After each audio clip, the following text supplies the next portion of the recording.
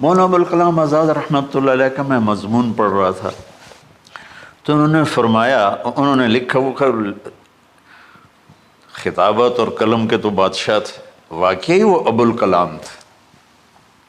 انہوں نے لکھا کہ اللہ نے چھری کے لیے چلنا طے کیا ہوا تھا، اللہ نے چھری کے لیے چلنا طے کیا ہوا تھا۔ جب اسماعیل کو لٹایا گیا تو اسماعیل کو کھینچ لیا، چھری کو روک دیا۔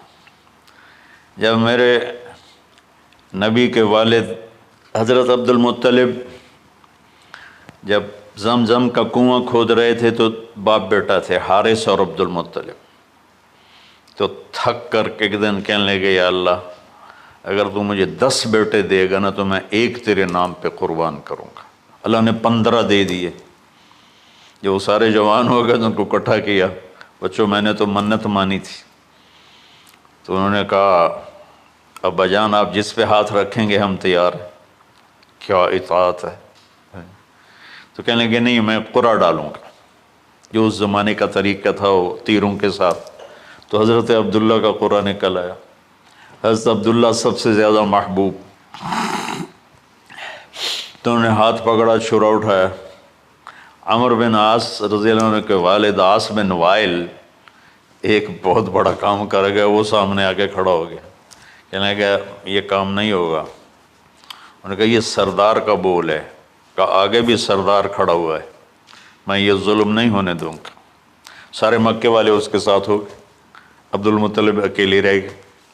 انہوں نے کہا وہ جو ہے نا قطبہ کاہنہ نجران میں، وہ جو فیصلہ کرے گی یا غصفان میں وہ مانوں گا۔ کہا چلو۔ تو غصفان یا نجران گئے قریش مکہ کے سردار۔ تو اس کاہنہ عورت، جیسے آج اس زمانے کی جج ہوتی تھی، مرد بھی عورت میں، اس نے کہا کہ تم لوگ قتل کا معاوضہ کیا لیتے ہو؟ کہ 10 اونٹ۔ کہ اچھا ایسا کرو، ایک تیر پہ لکھو عبداللہ اور ایک پہ لکھو 10 اونٹ اور قرعہ ڈالو۔ اگر اونٹوں کا قرعہ نکل آئے تو جتنے اونٹ لکھے ہیں وہ ذبح کر کے عبداللہ کو چھوڑ دو، اور اگر عبداللہ کا نام نکلے تو ہر دفعہ 10 اونٹ بڑھا دو۔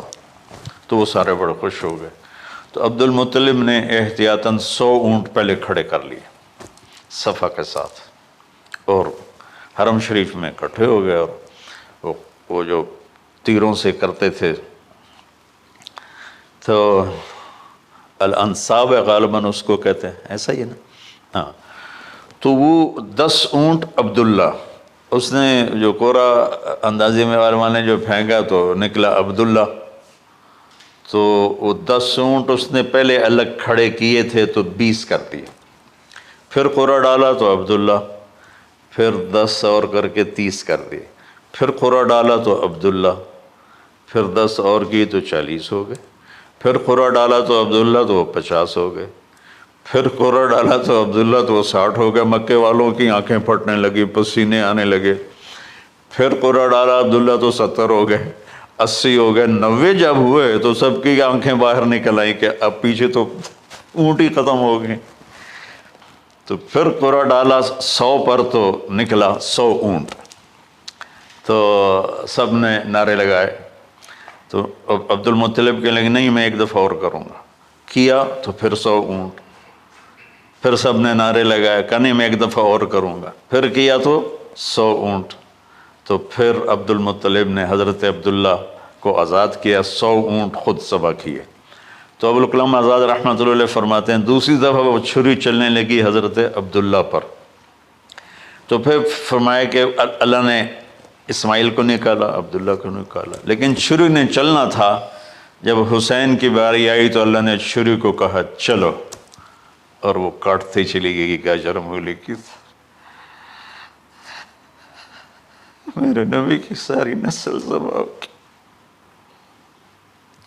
کتنا کہا اذکرکم فی اہل بیت، اذکرکم فی اہل بیت، اذکرکم فی اہل بیت۔